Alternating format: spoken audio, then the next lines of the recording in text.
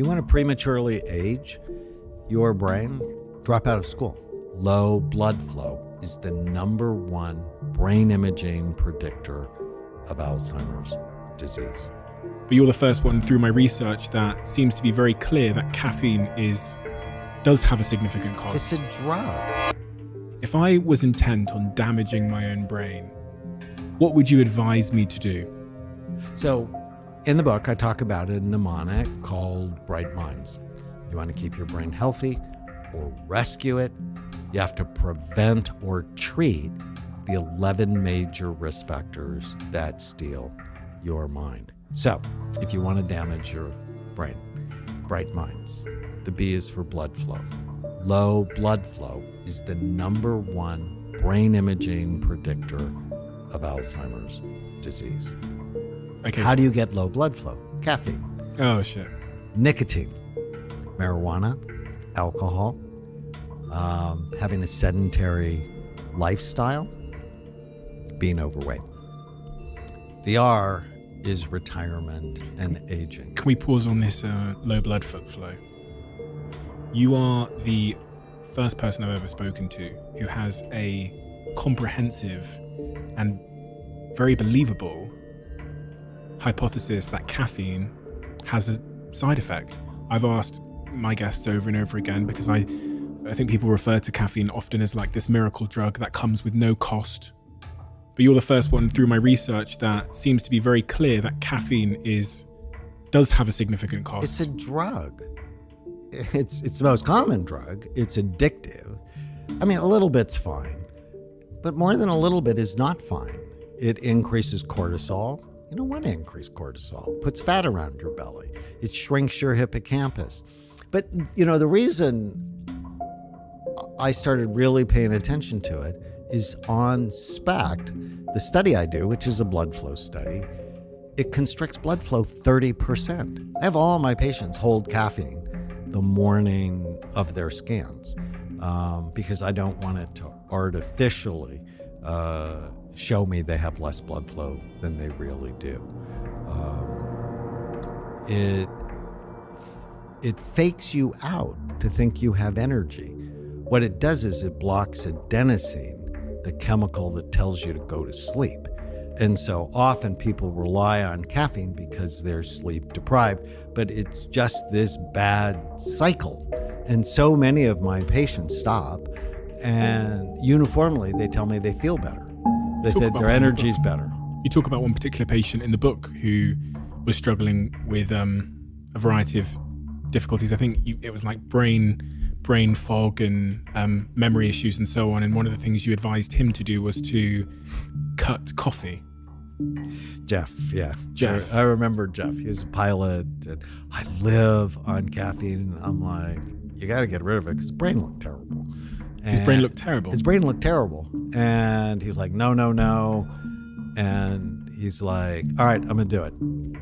And so he didn't get headaches.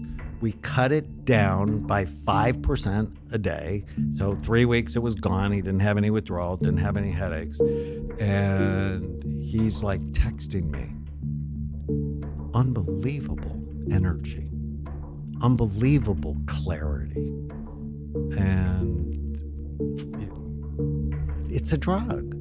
And why, I want to teach my patients skills. I don't want them to just take pills. And caffeine's a drug. Do you drink caffeine? A little bit, not much. How much was Jeff having? Jeff was having about 600 milligrams a day. Jesus. Which is 2 venti Starbucks. 1 venti Starbucks is 330 milligrams of caffeine. And, we've supersized everything in this country. I don't know if they do that in the UK, but we certainly do it here. And it's not a good strategy. And so long-term restriction of blood flow to the brain through these things you've described, caffeine, marijuana, all of these things, has a detrimental impact on the development of the brain. Pretty straightforward. I get that. So that's the B. R is retirement and aging. You want to prematurely age your brain? Drop out of school. Do not engage in new learning. I mean, you doing this podcast, you're always learning new things, which is great for you. But the lack of, when you learn something new, your brain makes a new connection. When you stop learning or you start doing the same thing over and over again, your brain starts to disconnect itself. Being in a job that does not require new learning is a risk factor for dementia. Being lonely is a risk factor for dementia. So be an ass, and it's more likely to hurt your brain. At my workplace, we have the no asshole rule. So there's a book by a Stanford professor called the no asshole rule. Love that book. And the no asshole rule as a CEO starts with me. So I don't get to be one, but I'm not tolerating anybody who has asshole behavior at work. And if you're not an asshole, you're less likely to be lonely. And loneliness is terrible for brain function. If you want to prematurely age your brain, eat a lot of red meat, as if your iron and ferritin levels are high, because ferritin, which is stored iron, tends to age the brain. The eye is inflammation. If you want to increase inflammation, which is a root cause of so many medical and mental health issues, never floss. Don't really care about your teeth. So you want to love your brain, you have to love your mouth. It's absolutely critical for you not to have gum disease. Because if you have gingivitis, odds are you're at increased risk for heart disease and depression and dementia. It's fascinating. Like, I didn't learn about this, and I didn't really care about my teeth until I started seeing the links between gum disease and heart disease, gum disease and brain disease. And now I'm a flossing fool. But if you want to damage your brain, don't care about your mouth, about your teeth. Don't ever eat fish. People who have grilled or baked fish once a week have more gray matter in their brain.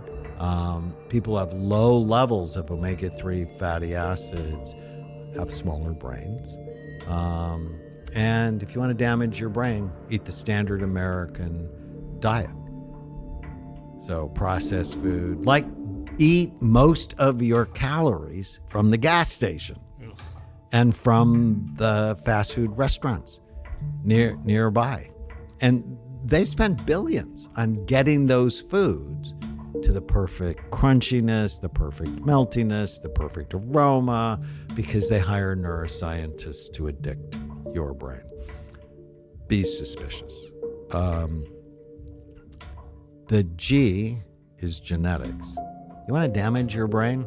Blame everything on your genes. Like, I have obesity and heart disease in my family, but I'm not overweight and I don't have heart disease. Why? I'm on an obesity, heart disease prevention program every day of my life. Because genes load the gun. It's what happens to us and what we choose to do that pulls the trigger. So I adopted my nieces because their parents couldn't stop using drugs. And I'm like adamant. If you want my help, you have to cooperate. There's no vaping. There's no drug use. There's no alcohol.